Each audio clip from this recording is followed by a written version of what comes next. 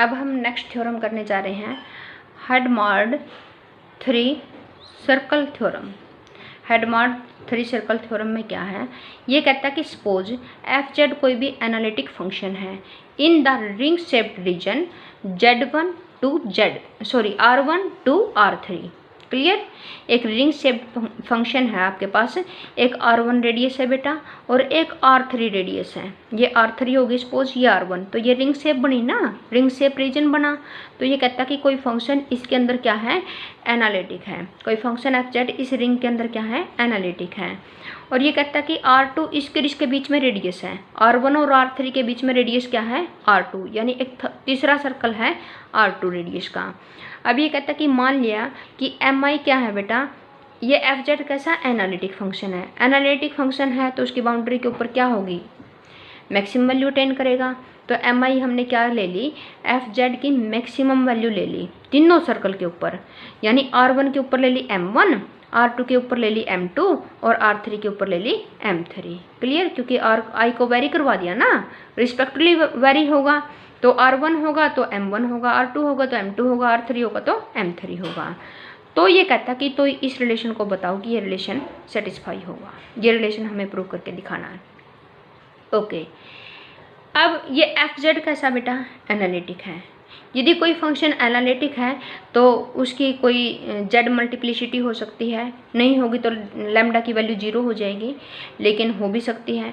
तो ये कहता है कि लेट अस सपोज कर लिया जी जेड को हमने कैसा लिख लिया, एफ जेड जो भी फंक्शन था उसकी मतलब कि मल्टीप्लाई में क्या लिख लिया, जेड की पावर लैम्डा। एफ जेड कैसा था, एनालिटिक फंक्शन था। अब जेड की पावर लैम्डा, अब लैम्डा क्या है बेटा, constant, to be determined later on. अब हम लैम्डा की वैल्यू बाद में निकाल लेंगे वो लैम्डा की वैल्यू यहाँ से। अब ये कहता कि ये एफ जेड एनालिटिक है और जेड की पावर लैम्डा भी एनालिटिक है, क्योंकि ये तो पोलिनोमियल है। ये क्या है आपके पास, पोलिनोमियल है तो एनालिटिक हो गई। तो ये भी एनालिटिक, ये भी एनालिटिक, तो देयरफॉर इनकी प्रोडक्ट भी क्या होगी, एनालिटिक होगी। किसके अंदर, रिंग शेप्ड रीजन के अंदर। क्लियर हुआ इतना। तो ये क्या होगी, एनालिटिक होगी। अब बाय, अब ये कहता कि by maximum modulus principle, maximum modulus principle से जी जेड एनालिटिक होगा। तो जी जेड का मोड की जो मैक्सिमम वैल्यू है, या तो किसकी बाउंड्री पर अटेन होगी, mod of z is equal to R1 की, यानी R1 सर्कल की बाउंड्री पे, और या फिर किसकी बाउंड्री पे, R2 पे, R3 पे, क्योंकि बाउंड्री तो दोनों ही है ना। देखो R1 तो ऐसी है और R3 ऐसी है, तो बाउंड्री तो दोनों ही होगी। तो मैक्सिमम वैल्यू इसकी बाउंड्री पे कहीं पे भी हो सकता है। तो ये छोटे वाली नीचे वाली बाउंड्री पे भी, ऊपर वाली बाउंड्री पे भी। तो छोटे वाली या बड़े वाली बाउंड्री किसी पे भी क्या हो सकता है, अटेन हो सकता है। बीच में क्या आएगा, और आएगा। तो इसका मतलब कि जो जी जेड फंक्शन है ये क्या है, एक जर्नल पॉइंट। ये क्या है, एक जर्नल पॉइंट।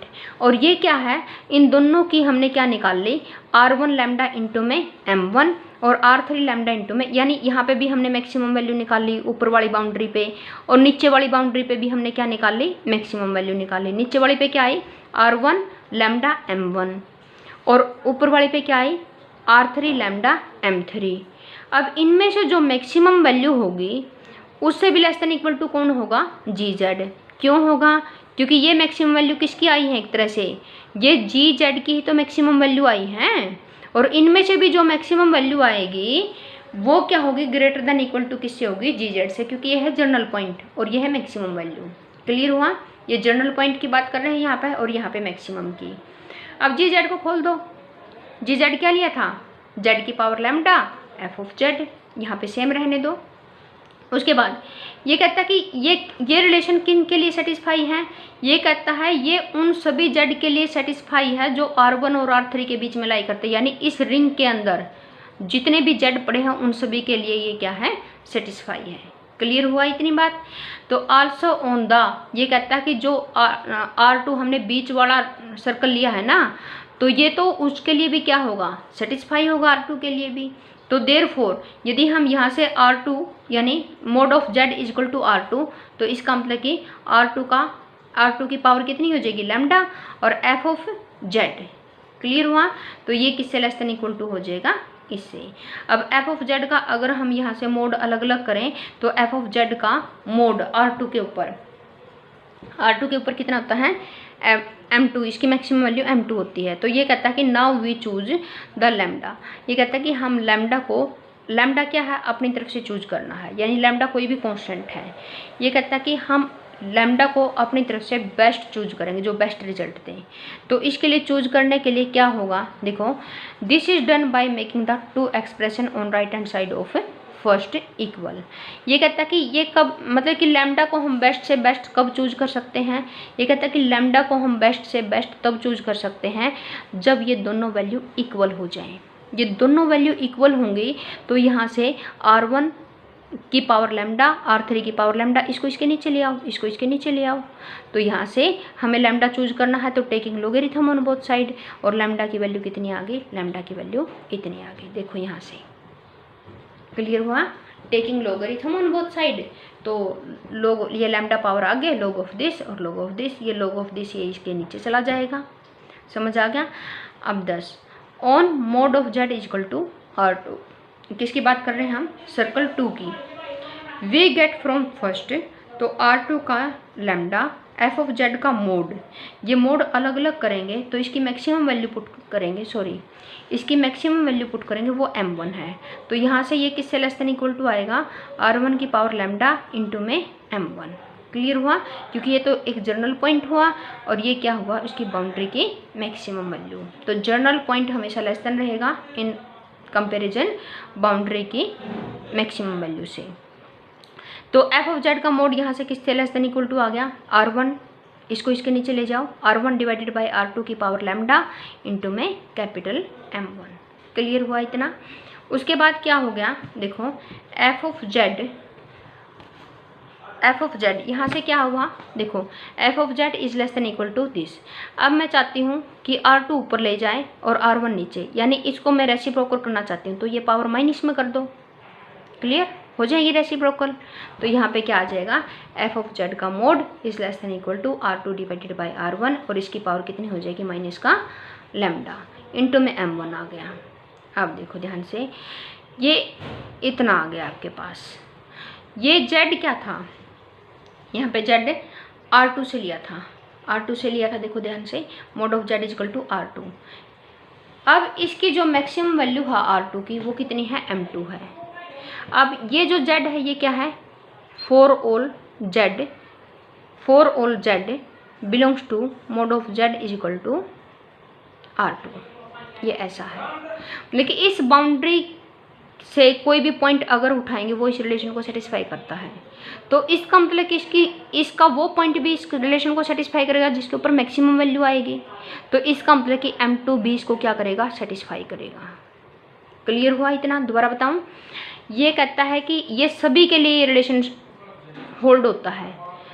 कौन से सभी जेड के लिए, जो जेड R2 की बाउंड्री से आएंगे। तो R2 की बाउंड्री से जितने भी जेड आए उनका मोड करेंगे तो उनमें तो M2 भी इंक्लूड है ना। तो इसका मतलब कि M2 भी इस रिलेशन को होल्ड करेगा। तो यहाँ पे M2 की वैल्यू पुट कर दो, R2 बाई R1 माइनस का lambda, what is lambda, lambda की वैल्यू जो हमने निकाली थी वो लिख ली, इंटू में क्या है, M1 है। अब M2 इंटू में यहाँ से देखो ये कैसे आया, अब देखो ध्यान से, R2 बाई R1 और इसकी पावर कितनी है, माइनस का logarithm divided by log of this. मैं इस जो डिवाइड वाली पावर है उसको हटाना चाहती हूँ, तो टेकिंग पावर कर दो ना on both side. Taking power क्या करेंगे, टेकिंग ये पावर में है M2 की, एक तो ये पावर में लिख लेना, मल्टीप्लाई में लग रहा है, तो taking power log of R3 divided by R1, इधर भी करना पड़ेगा। तो taking logarithm of R3 divided by R1, इधर भी पावर कर दो, तो ये तो हो जाएगा इससे कैंसिल, और M1 की पावर बन जाएगा ये, और यहाँ से M2 की पावर बनेगा, और यहाँ से ये पावर ओपन डिनोमिनेटर न्यूमरेटर में होने के कारण ये कैंसिल हो जाएगी। तो यहाँ पे तो सिर्फ एक ही पावर बचेगी माइनस की, और यहाँ से हट जाएगी, और यहाँ पे M1 की पावर बन जाएगी, यहाँ पे M2 की पावर बन जाएगी। क्लियर हुआ इतना। उसके बाद ये कहता है कि मैं जो ये लॉग का बेस है R2 बाई R1 और लॉग के अंदर जो एंगल है वो है M1 बाई M3। अब इसने क्या किया, इससे इसको कैसे लिखा, जो इसका एंगल था वहाँ पे तो ये बेस बना दिया, और जो इसका यहाँ पे जो एंगल था वो बेस बना दिया और जो बेस था वो क्या बना दिया, एंगल, यानी इनको इंटरचेंज कर रखा यहाँ पे। और दिस इज पॉसिबल, कैसे पॉसिबल, देखो ये कर रखा, ए log ऑफ बी लिखोगे, ए log ऑफ बी को ई की power log of a log of b लिख सकते हो, क्योंकि ये तो वैल्यू 1 होती है और ये वैल्यू यही तो है, ए की power log of b. Clear हुआ, ए की पावर log ऑफ बी, ये यही तो है, तो इसको ऐसा लिखा जा सकता है। इनको अब इंटरचेंज कर सकते हैं, इंटरचेंज करने के बाद ये दोबारा फिर कैंसिल हो जाएगा, तो ये बी की पावर क्या बन जाएगा, log ऑफ ए।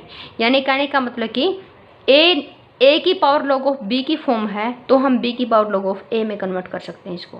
ये रिजल्ट है, +2 का रिजल्ट है वैसे तो ये।